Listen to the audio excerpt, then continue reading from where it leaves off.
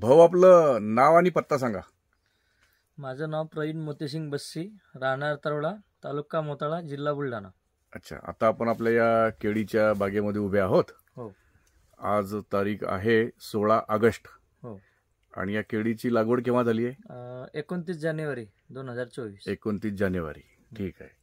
आणि धन्वंतरीचे या बागाला आपण काय काय प्रोडक्ट वापरले? आपण सर्वप्रथम 15 दिवसांनी RPS 76 आणि बॅक्टेरिया किट हे सोडलंय.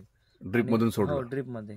आणि त्याच्यानंतर आपण 1 महिन्यानी त्याला सॉइल गार्ड आणि RPS 76 15-20 दिवसांनी ते केलं, ते सोडलं. आणि त्याच्यानंतर आपण डीएपी सोबत RPS 76 ग्रॅन्युअल दाणेदार 5 किलो एकरी 5 किलो एकरी 5 किलो सोडलं. 3,500 खोड आहे हे. हो, 3,500. आपण 2 बॅगा टाकल्या. हो, 2 बॅगा टाकल्या. दर अमावस्याला फवारणी. आणि ते मायकोरीज आणि इम्युनोरिज मायकोरिज, इम्युनोरिज, RPS ची फवारणी पण केली याच्यावर 2 वेळा फवारणी केली. म्हणजे 1 ते 1.5 महिन्याची असताना. म्हणजे आता हा साधारणतः आपला 6.5 महिन्याचा बगीचा झाला आहे. 6.5 महिने. बर.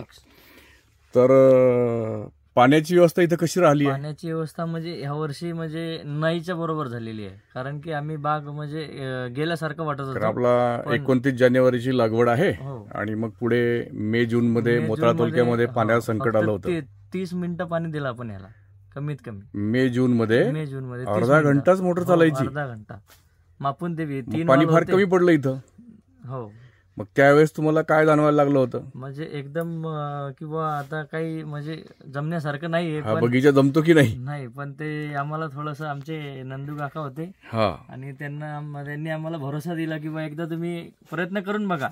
तर आम्ही प्रयत्न केला आणि आज आमचा बाग अशा कंडिशन मध्ये आहे. म्हणजे आपण जे बॅक्टेरिया दिलं होतं सुरुवातीला फेब्रुवारी महिन्यामध्ये है ना, तर त्याच्यामुळे पांढऱ्या मुळांची वाढ चांगली झाली आणि कमी पाण्यामध्ये आपला बागाची ताकद वाढली. आणि आता जमीन कशी वाटते? जमीन एकदम भुसभुशीत आहे. हे अतिशय नरम जमीन झालेली आहे. आणि पांढऱ्या मुळांबद्दल काय वाटतं? पांढऱ्या मुळा एकदम म्हणजे असं पूर्ण केळीमध्ये पांढऱ्या मुळा असं उकरून पाहायची गरज नाही, वरतीच दिसायला लागलेलं आहे. हे बघा इथे ही पांढरी मुळी है ना, पांढरी मूळ चालूच आहे. हो. आणि त्यामुळे कंडिशन बगीचा चांगली आहे. ग्रीननेस कसा आहे? ग्रीननेस एक नंबर आहे. पानाचा रुंदपणा पण चांगला आहे आणि 2 पानात अंतर पण आहे. 2 पानात अंतर पण चांगलं आहे है ना. आणि सगळं बगीचा सारखा आहे. हे बघा, पोंगा उंची चांगली वाढलेली आहे, बुंदा पण चांगला पकला आहे. म्हणजे पाण्याचा जो शॉर्टेज पडून त्या मानाने आपल्या बगीचाची कंडिशन चांगली आहे.